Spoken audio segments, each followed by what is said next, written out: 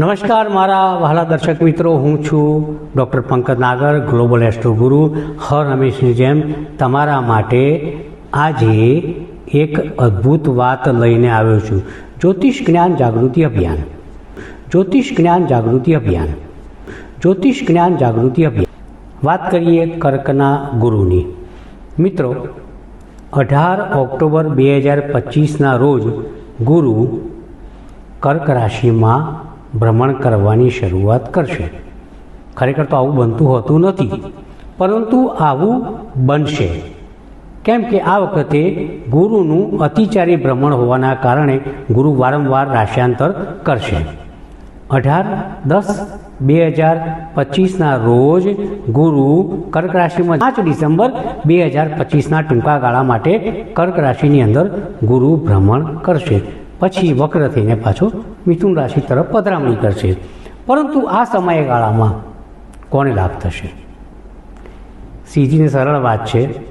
જો તમે કર્ક રાશિના જાતક હો, જો તમે વૃશ્ચિક રાશિના જાતક હો, જો તમે મીન રાશિના જાતક હો, તો એક વાત સુનિશ્ચિત છે કે તમારે બખ્ખા જ બખ્ખા છે.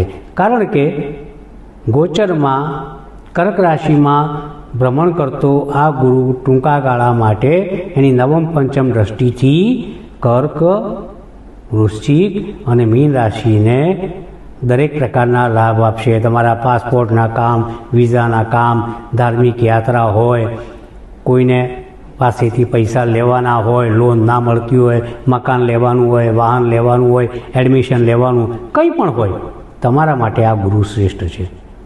વાત કરીએ હવે એવા લોકોની કે કર્કના ગુરુમાં કયા જાતકો તકલીફમાં આવશે.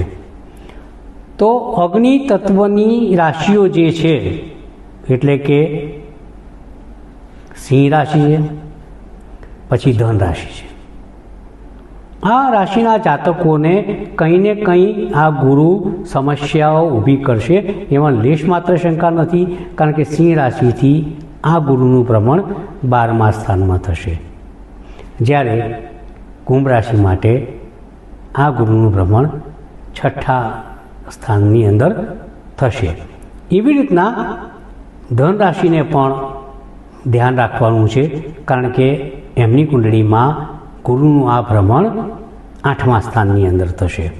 તો આ વાત થઈ કઈ રાશિઓને નુકસાન થશે એની વાત થઈ. બીજું કે તમારી કુંડળીમાં જો સૂર્ય કર્કમાં હોય, વૃશ્ચિકમાં હોય, મીનમાં હોય તો ચોક્કસપણે ફાયદો છે. ત્રીજું કે તમારી કુંડળીની અંદર જો સૂર્ય સિંહ રાશિમાં હોય, ધન રાશિમાં હોય, કુંભ રાશિમાં હોય તો પણ તમારા માટે આ કર્કનો ગુરુ સમસ્યા કરી શકે છે, એમાં લેશ માત્ર શંકા નથી. ગુરુને રીઝવવા માટે કશું નથી કરવાનું.